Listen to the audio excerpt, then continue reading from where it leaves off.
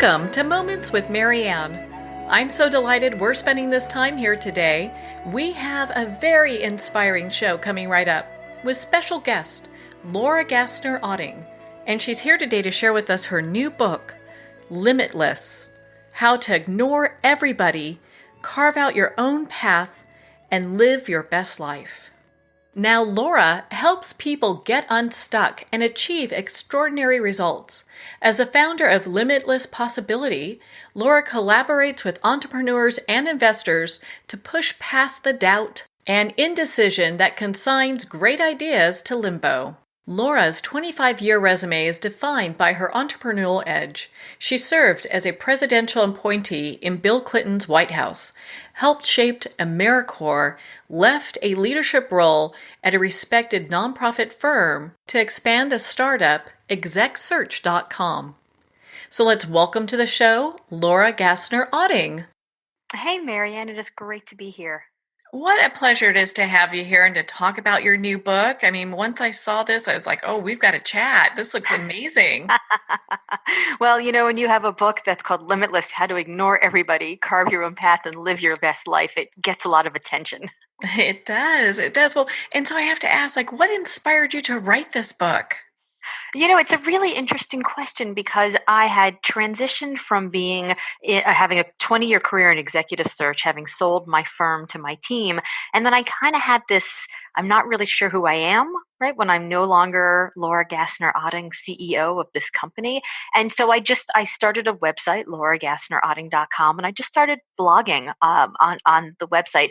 And a friend called me up and said, you should do a TED Talk about one of those blog posts you wrote. And she happened to be the executive producer of TEDx Cambridge.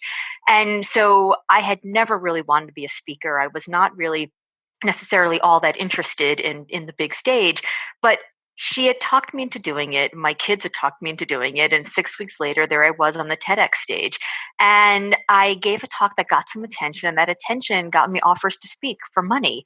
And so I didn't know that was a job. And I started traveling around the country, traveling around the world, really, speaking on different stages. And I started to become maybe a little less than confident that I belong there, this imposter syndrome, which is ironic because I do a lot of speaking about confidence. And so I called a publisher and asked if I could write this book, and he loved the idea of it. And so the idea was sort of born out of the 20 years that I had spent interviewing people and learning what made them really happy in their careers, actually happy, not just happy in the way that everybody else defines happy. And it really sort of be this. I didn't ever really plan to write the book. I didn't really ever plan to become a speaker, and sort of one thing led into the other, and here it is. And here you are. It's so great to see your book get such great reviews. I know that you've been on the Today Show. You've got a lot of folks chatting about it because people want to have this information. They want to learn how to get unstuck. And you talk about that in your book. I do. What I learned when I interviewed, I probably interviewed over 1,000 people over the course of these 20 years in executive search. And they were individuals who came out of nonprofits, out of for-profits, out of the public sector. And what I saw was time and time again that people they had checked off all the boxes along everybody else's path to everyone else's definition of success. And then they looked around one day and they just went, well, is this all there is? Like, if I'm happy on paper, why don't I really feel happy in real life? Why do I feel stuck in this cage that I created, with the right job and the right spouse and the right house and all of those things? And it's because we never stop along the path to say, well, is this my definition of success? If I'm going to go for all of this stuff, I'm going to work this hard, if I'm going to do everything that I'm supposed to be doing, is it going to get the thing that I actually want? Or am I just building a life that really is someone else's life? Oh, I so get that. As a kid, I was told that I was really good at art, and I was told, oh, artists don't make any money. You can't do that. You should go in the medical field. And given that a few years, I found out that blood, guts, and gore make me pass out. So it's a bad career choice for me. Absolutely. And it all starts with the idea that if artists don't make any money, then that defines success as making lots of money. Mm-hmm. And it may be that, obviously we all have the need to make number, right? That's table stakes. Like, my bank won't take good karma in exchange for mortgage, no matter how many times I ask. But if you're the kind of person who likes to travel to, super sophisticated urban cosmopolitan metropolises on long weekends and stay in fancy hotel rooms and eat beautiful room service breakfast, then you're going to need a lot of money. If you're the kind of person who likes to wake up in the morning and make that breakfast over a fire that you've built on the side of a beautiful lake out in the middle of the wilderness, that's actually not going to take a lot of money, but it's going to take a lot of time. So defining success as money, artists don't make a lot of money, it actually sets you up to create a life where if what you want that work to provide for you is the campfire versus the room service breakfast, then you're actually not finding your own version of success. Well, and I love how you also share about your personal journey of being, in the fourth grade and a teacher telling you you're going to be a great attorney. Yeah, she told me I was really argumentative, so I should be a lawyer. I told her she was wrong, of course, because, I was argumentative. But then I spent the next 10 years creating a path, an educational path that put me in law school. And I'd graduated early from college. I'd skipped kindergarten because I knew to share and to stack blocks. And so I was 20 years old, sitting in my first year of law school, looking around and thinking, "What am I doing here? I've made a huge mistake." And part of that's because we're given all these inputs along the way of the way other people are going to define success, or what other people think we need to be, or should be, or must be, or my favorite, can't possibly be. And we take them as definitional rather than just random asides that people with no crystal ball plop on top of us. And they do this, we take them as definitional and they say, "Oh, I guess I should be a lawyer." And we create this path before we even have a frontal lobe, right? Before we even have the capacity to make good decisions, we're putting ourselves on a path based on other people's random anecdotal imaginations. Mm-hmm. What's the best piece of advice you've ever gotten? Well, it's both the best and the hardest piece of advice I've ever gotten. And it's this: you're just not that important. Mm. And it was really hard advice to get at the time, because at the time I had just started my company. I had young children.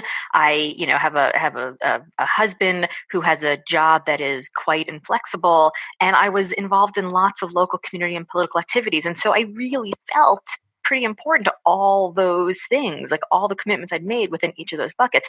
And what this woman who had been a very big deal in the corporate world said to me was, "Listen, if you're building a company that's not so big that you can't, put your phone in the trunk of your car for an hour and take your kids out for ice cream after school, you're not building a really strong company, or you're kind of a micromanager." And if you're not able to leave your kids for the afternoon and go, on a work trip and let them grow up to be independent people, then you're kind of a bulldozer mom, not just the parachute mom jumping in, but you're the one who's actually not even letting them get into trouble in the first place, right? And she sort of outlined every part of my life and showed me because I was trying to be that important to every piece of my life, I wasn't, in fact, showing up fully for anything that really mattered to me. And so she asked me about all the things that I did, and I would explain that I was busy with clients here and I was busy with my kids there. And of course I had to cut all the carrots and I had to be the chairwoman of the school bake sale and all of this stuff. And she looked at me and she goes, "Well, which of those actually really matters?"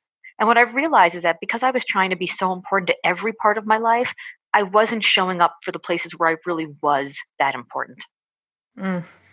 What great advice that is. And I can understand how difficult it is to hear that at the same time, because you do all these things and you're thinking, "Gosh, I feel like I'm really contributing. I feel pretty good about myself as far as importance goes." And I was really contributing and I did feel really good about myself. But it turned out that what I was doing, I was mostly contributing to the cathedral to my own ego that I was building, my need to be that important. So, when somebody walks out of school and says, "Hey, the person who was going to chair the bake sale just had an emergency work meeting. Would you chair it for us tomorrow?" And you go, "Okay, right?" Like, it's not because they found you and they researched and they headhunted the perfect person for the job. You were just the closest proximate heartbeat.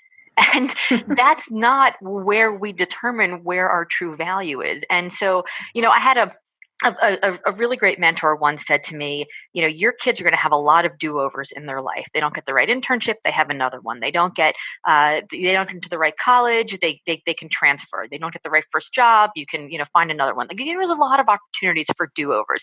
But the one thing that we cannot do over with our children is good emotional health. She's like, that's your number one job. She said, everything else can work itself out, but your number one job is to get them from here to there emotionally healthy. And so when I think about the sucker punch of a bake sale ask, or the people stopping by my office saying, hey, you got a minute? Can I pick your brain? Can you just look at this one thing? Would you mind if I, stole your resources, right? Stole your time so that you can't show up for the thing where you are that important. You can't get them from here to there emotionally healthy. And so the impetus behind the book, this idea of how to ignore everyone, carve your own path, and live your best life, is to figure out what really matters to you. Where are you that important? How do you define success? And how do you make sure then that you show up there, you lean into that, instead of the way everyone else is trying to tell you should live your life? Man, isn't that the truth? Because it can feel like you're being pulled 1,000 different ways if you're leaning into everything. And I think this idea of lean in, right? This book by Sheryl Sandberg, which I read when it first came out, and loved it, right? I was like, oh yeah, this is it. I leaned into everything. This makes so much sense. I'm gonna do all the things for all the people all the time. And then I try to put it into practice, and what I realized was that it worked for me. It worked for her. I tried to throw all of my resources to growing my career as fast as I could. But I realized very quickly that even though I got to the top, I sort of looked around and I said, well, the top of what? And I realized that I didn't actually like the idea of lean in. And it wasn't because of the issue of the resources that she used. I know that was a big thing that people get upset about, but for me, it wasn't how she achieved success. It was how she defined success. Because I looked around one day and I said, well, actually, the top is not necessarily where I want to be, because that doesn't allow me then to be the very best person of myself, and how I want my life to contribute to the world. I think that it's so important to really define what those values are, because a lot of times people think, okay, I want to be the top whatever, salesperson, manager, VP, you name it, speaker, and without really realizing the time that it takes and a lot of things that they have to give up to be there. Well, and I think they also don't stop for a minute and say, well, why do I want to do that? So if you want to be the top salesperson, maybe it's because you want to make lots and lots of money, and that's great. Okay, well then, so what does that money buy you? Is it money just for money, or is it money because you want to be financially independent, because you want to be able to send your kids to a different type of school, because you want to buy the beach house in the Maserati, because you want to contribute to a nonprofit that's furthering a cause you care about? I don't have any judgment about that. I think the person who's working towards the Maserati or working towards curing cancer is still doing something that is their purpose. But I think that when we just do it because we think the pursuit of bigger, better, more is success, then we leave not really feeling like it's attached to any sort of meaning. And understanding why we want the money, understanding why we want the title, understanding why we want the job in the company that has a certain level of brand prestige, how does that contribute to the kind of life that we're building? That's when it becomes meaningful, and that's when the hours that you put in towards getting there actually feel like they're real, as opposed to just being a grind. Is that why you think purpose has become such a hot topic right now? Because people are looking to get to the bottom of what makes their life feel successful? Yeah, I think that there's a lot of things that are happening now. I think we've got a huge number of demographic shifts that are happening. We've got millennials who by 2025 are going to be 75% of the workforce. We have baby boomers who are retiring at 10,000 a day, and these are 1960s babies, right? They're looking at they had their teen years during the 60s, and they're thinking about MLK and RFK and JFK, and they want to have this one last go around, this last encore for purpose. And then, of course, there's my generation, the boomers, and we will not be forgotten no matter how much people want to forget us.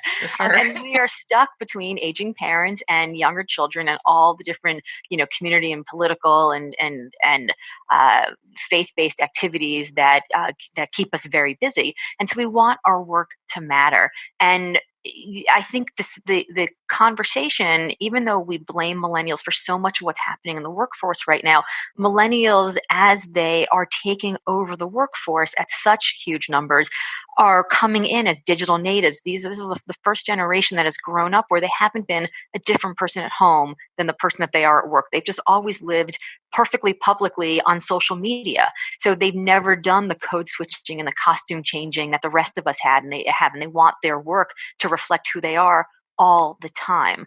And so we're having this conversation about values that can be demonstrated through our work and whether or not our work matters in a way that we've never had before. And then you have the 2016 election, which really threw the country, no matter what side of the political aisle you're on, into a conversation about, well, what do we really stand for? And in fact, you can see that evidenced in the 2018 Super Bowl, where usually, we get these hilarious, raunchy commercials with celebrities splayed out on top of car hoods eating sloppy burgers in bikinis. And instead of that, what we saw were companies falling over themselves, really trying to show their ethos, who they are as a company, the values that they care about, because people want to start manifesting their values through their spending dollars. And so we're seeing this really coming from the employees and from the consumer side. And so the conversation about, well, if we're all looking for purpose, if we're all looking for meaning, and if we spend the majority of our waking hours working, well, that's the place where we're going to manifest these values in the most in the most productive way, then we should really be doing it. So what does work really mean to me, and what does the work I'm doing really say about me? Man, isn't that the truth? And I love how the millennials have really brought this whole discussion in regards to value, it seems, to the table more so than any other generation.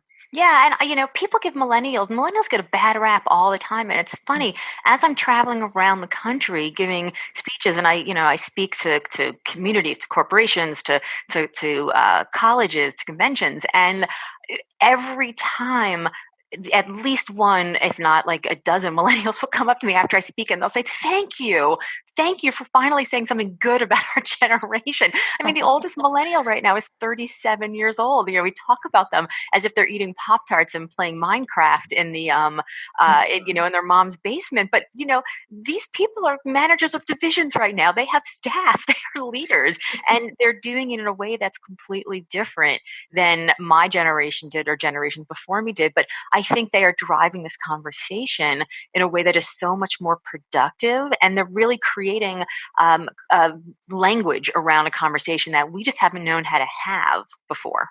Oh, without a doubt, because before it was, all the, how you said, like with the Super Bowl, it's all the raunchy commercials, and these companies were thinking that that's what people really wanted, where now the narrative has completely changed. It's completely changed, and when I speak, I'll often talk about how it's changed. People are like, yeah, we hear a lot about this. But then when I tell them about the commercial in the Super Bowl, they're like, oh yeah, I remember those commercials, and they remember them because they meant something to them, because they were meaningful, because they struck an emotional chord. Well, and this is probably a good way to kind of dovetail into this other question I have for you, because you talk about connection in your book. And why is connection so important? So connection really answers the question of, if I called into work sick tomorrow, would anybody notice? Would anybody care? Would it matter? Connection is really how we know if we're just toiling away in the salt mines, or if the work that we're doing actually matters to that calling that we want to serve. So do I see a direct correlation between the work I'm doing on a daily basis and helping me to accomplish the goals that I want?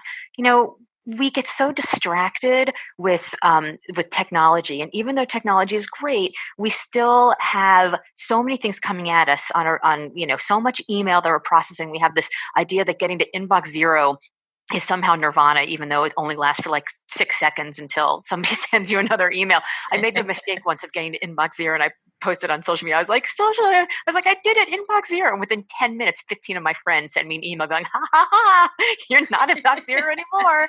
So, we get so distracted. And I ask people to look at your calendar and look at your to-do list. And is there room in your calendar for your to-do list? And then look at the email box that you're using as your secondary to-do list. And is there room there? And when you look at your calendar, are the things on your calendar in direct pursuit of those goals that you want to reach in that calling? If your calling is a leader who inspires you, or a company that you want to build, or a family that you want to grow, or a bottom line that you'd like to enrich, are the things on your calendar, in your to-do list, in your email box, all the stuff that you're doing, are they connected to that calling? Mm.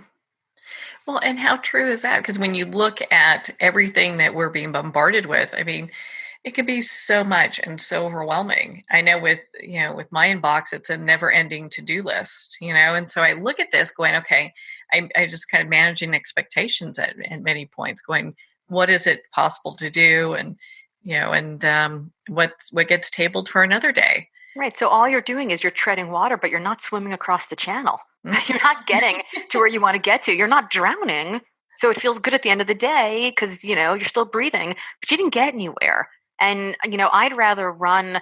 I have a friend who has run like 20 marathons, and she trains for these marathons on a treadmill. She does all of the training on the treadmill. The only time she actually runs on the street is during the marathon. And I asked her once I would lose my mind. I think it would be, I don't know how you do a 5-hour training or a 4-hour training run on a treadmill. And she said, no, she goes, it's amazing because when you get out there on the street, you're so excited to be moving forward that it never gets old. and I sort of feel like a little bit some of us are training for the marathon by treading water. We're just not getting anywhere. So, we have to learn how to say no to things. And I love to say yes. I have a little bracelet that actually says say yes. I love saying yes because I believe that there's an adventure around every corner if you just look hard enough. So I don't like to say no. So I've tried to learn how to say yes to better things. And I say yes to something if I say, will this help me? It's as Machiavellian as it gets, I know, but you have to start somewhere, so why not there?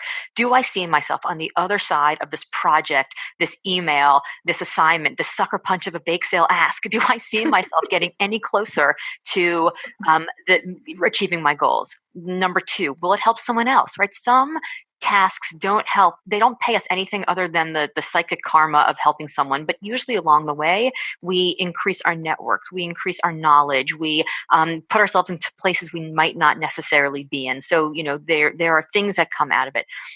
Number 3, will it cause me joy? And yeah, we're going to Marie Kondo this all the way. If it's not going to help me and it's not going to help someone else, but I'm going to have a great time, why not? And then lastly, and this is the most important one of all, is there somebody better, more knowledgeable, more experienced, more proximate, with more available time who should be doing this instead of me? Mm. And often, rather than building the ego, the cathedral to our ego's own need to help, right, the sort of short-term happy place, we need to do the hard yards to help solve the bigger problem. And usually what that means is saying, I would love to help, but I'm actually not the right person. What needs to happen is for you to have somebody with X, Y, and Z experience or network or knowledge helping you. Let me think for a couple minutes if I know anybody, and I'll let you know if anyone comes to mind. And so that's great because you offer, solutions, you're, setting expectations, you're able to say no and do it gracefully and still maintain control of your calendar. That's right. Yeah, what a big thing. There's this one thing in your book, you talk about how action doesn't equal impact. And I love that because a lot of time we get so caught up in all this busyness. We do, and it's the same idea. Somebody asks you to do something, you're like, "Oh, okay," or this is actually the topic of the TEDx talk that I gave, and the title of the talk is "Stop Asking How Can I Help," which is kind of provocative. But I had gotten so upset by watching so many disasters, natural disasters, and horrible school shootings and things like that. And it was when a gunman killed 20 children and 6 adults at Sandy Hook Elementary School, and 67,000 teddy bears descended on this tiny town of Newtown, Connecticut, that I really lost my mind. Because at the end of the day, I wanted to know what happened to the 67,000 teddy bears, and it felt really good for us to do it. We all got really busy sending teddy bears, and I don't want people to think that I don't think teddy bears are a good thing. I think they come from the best part of our humanity. They are a noble impulse, and they are lovely. just like donating a pint of blood or giving money for an extra bed in a homeless shelter, any of those things are good things and we should do them. But we shouldn't be satisfied that the busy equals impact. We also need to be doing the work that's going to get us to the long-term, the long-term institutions of change. And so, the money that was spent on sending all these teddy bears, I thought could have better been used for grief counseling and for common sense gun control and for better mental health access and all the other things that the majority of the American population know are the right things to do. And so, for me, I started thinking, well, if that's what we do when we see these big disasters, well, what do we do in our own lives? And I started realizing that we get so busy doing the things like, well, let me just empty my inbox, or, let me do all the little things, but I'm not actually looking at the one big thing. So it really comes down to this question of, what are your goals? If your goals are to have a stronger body, to have a stronger business, to have a stronger family, are the things that you're doing today fitting into any of those buckets? And if they're not, then you're just busy, but you're not finding impact.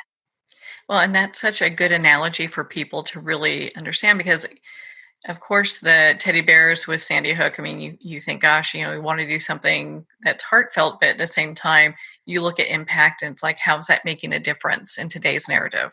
Right. I mean, we turn around and we say, well, why did that happen again? Well, it happened again because we incinerated 66,400 teddy bears. I mean, it just, like, at the end of the day, the teddy bears helped those children, maybe. I hope. I'd like to think so.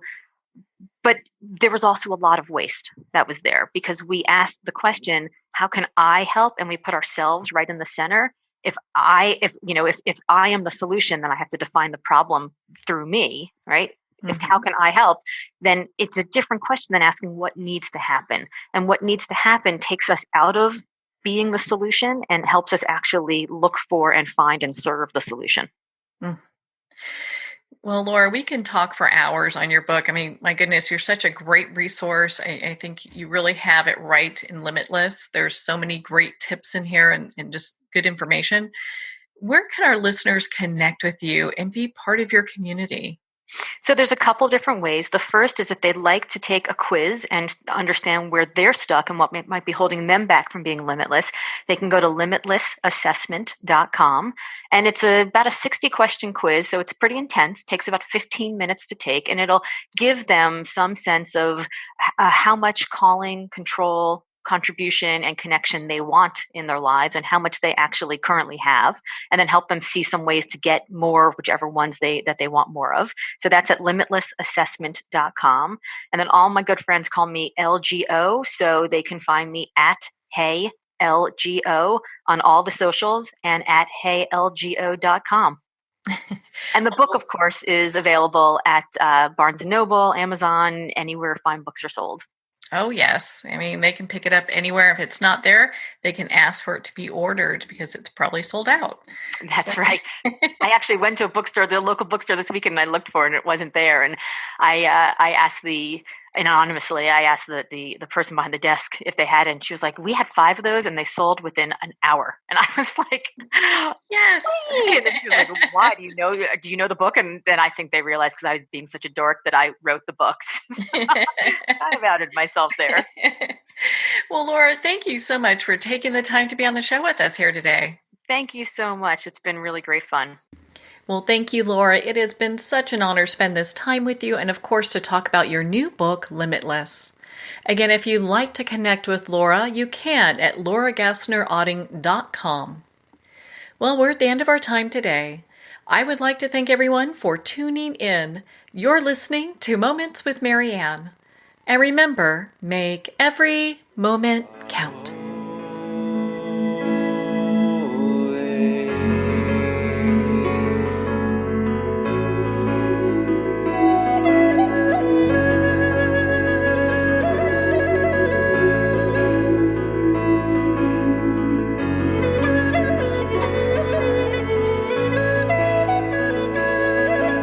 In a single moment, your life can change. Moments with Marianne is a transformative hour that covers an endless array of topics with the best of the best. Her guests are leaders in their fields, ranging from inspirational authors, top industry leaders, and business and spiritual entrepreneurs. Each guest is gifted and a true visionary, a recognized leader in her own work, and while teaching others to develop, refocus, and grow, Marianne will bring the best guest and sometimes a special surprise. Don't miss this. You never know just which moment will change your life forever. Moments with Marianne airs every Sunday, Monday, Thursday, and Friday at 8 p.m. Eastern and 5 p.m. Pacific Time. Make sure to tune in and visit momentswithmarianne.com for more information.